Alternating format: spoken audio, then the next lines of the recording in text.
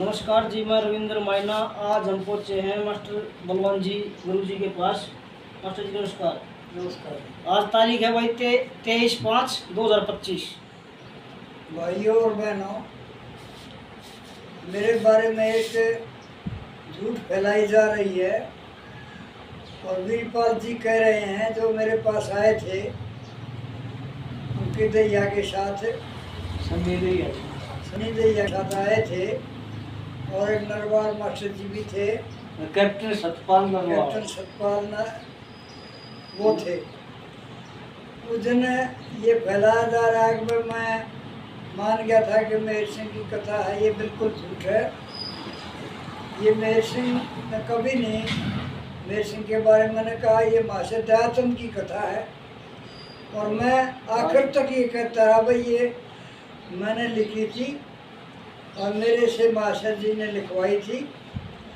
ये बिल्कुल भ्रामक है, झूठी बात है। ये स्टेज पर ये कहना, मैं वीरपाल जी से अनुरोध करता हूँ कि आप इस झूठ में शामिल मत हो। आप मेहर सिंह की छाप मत लगाओ, इस पर मास्टर दयाचंद की लगाओ।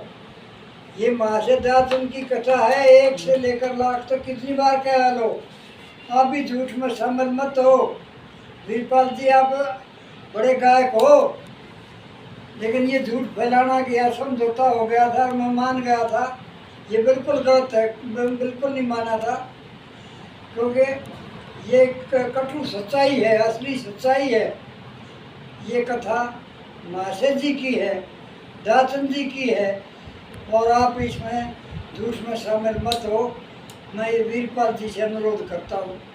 आशा है वो मेरी बात पर ध्यान देंगे और सच्चाई पर चलकर भगवान के आगे भी अपना पक्ष रखेंगे, वरना झूठ में शामिल होकर के पाप में गड़ेंगे। कि एक वीडियो छोड़ी है, वो कुछ साल पहले यहाँ पे आए थे बरोना कमेटी वीरपाल खरकिया को लेकर। कि ये वह बोल रहे हैं कि हम महीने गए थे और ये नेताजी सुभाष चंद्र बोस की घड़ी ना बीती, ये बात क्लियर हो चुकी थी। वो गलत है। यहाँ पे कोई फैसला नहीं हुआ, नहीं किसी का पेटा भरा गया। इस बात के मास्टर जी आज भी मौजूद गवाह हैं। मास्टर जी नमस्कार। नमस्कार। देखो, हमारे पास जो वीरपाल और उसके साथ और आए थे 2-3, उन्होंने पूछा था कि क्या ये मास्टर दयाचंद की कथा है। अच्छा जी। मैंने स्पष्ट तौर पर कह दिया था कि ये मास्टर दयाचंद की कथा है। वो हमारे पड़ोसी थे और खेत में भी वो जाया करते, मेरे पास रेंट के पास, मैं वहाँ पढ़ा करता। तो उन्होंने, ये मेरा जन्म 1940 का है। अच्छा जी। और 1952 में मैं 12 साल का था। ठीक है। तो पूरी तरह पढ़ा लिखा जानता था, पढ़ना लिखा। तो मास्टर जी गऊ ले रहे थे और उसके लिए वो घास लेने जाते थे। घास लेने के बहाने वो रागनी बनाते थे। अच्छा जी। तो वो मेरे पास आए कि मास्टर जी ये लिखो। मास्टर जी ने सुभाष की कथा बोली और मैंने लिखी। अच्छा। दुनिया की कोई ताकत इसको झूठा नहीं बना सकती। बिल्कुल भी। वो सारी की सारी वो मेरे से लिखवा करके पन्ना पाड़ के ले जाया करते। ठीक है। वो अनपढ़ थे लेकिन विद्वान थे। ये जो झूठा प्रचार कर रहे हैं कि ये जो उसका मेहर सिंह की कथा है, ये गाने वालों की बदमाशी है। या कोई समझौता नहीं हुआ था, कोई तोड़ नहीं हुआ था। तोड़े की हुआ था कि ये मास्टर दयाचंद की कथा है और वो डूब के मरना है उनका ये कहना। मैं आज भी जिंदा हूँ, छाती ठोक कर कहता हूँ कि मास्टर दयाचंद की कथा है। मैं अंतिम बार ये बात कह रहा हूँ उनको और ये चेतावनी देता हूँ कि वो बार बार इस कथा को कभी मास्टर दयाचंद के नाम से गा देते हैं और फिर माहौल देखकर फिर मेहर सिंह के नाम से गा देते हैं। ये पाप बार बार कर रहे हैं वो, ये छुप नहीं सकता।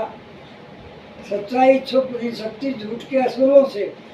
खुशबू कभी आ नहीं सकती। कागज के फूल हैं ये, तो बल्कि ऐसे फूल हैं जिनमें से बदबू आती है। माशा तो न मर रहे, ये कथा उनकी है, सुभाष की कथा उनकी है और रहेगी। वो बार बार कुछ दिनों के बाद आते रहते थे, लिखवाते रहते थे, मैं लिखता रहता था। हाँ, वो ये कहते हैं कि आपको कैसे लिखना आया, तो वो तो मेरे कैसे लिखना आया इस बात को भी वो डाउट में देते हैं, आपको झूठा बनाते हैं हाँ, कि मेरे अब मैं कैसे लिखना सीख गया।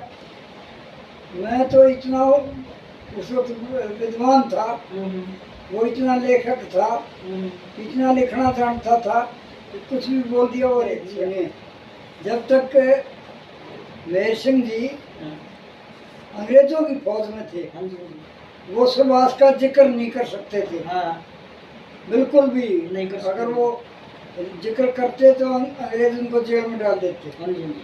और जब वो लड़ते लड़ते उस साइड में गए तो वो उनके हाथ में बंदूक थी और लिखने का मतलब ही नहीं था। बच्चे मैं पेन निकाला और लिखा और मोर्चे में रहा, ये सब झूठ किस्से उनके बारे में कहे गए हैं। ये बिल्कुल गलत है, इस विषय को बंद कर देना चाहिए। आप लोगों को भी ये एक बात मैं अंतिम बार कहता हूँ कि ये माशा दयाचंद की कथा है, वो 100 बार में की लगाओ उस पर, वो झूठ है, वो गलत है, वो पाप है। ये तो माशा दयाचंद की ही कथा है और रहेगी।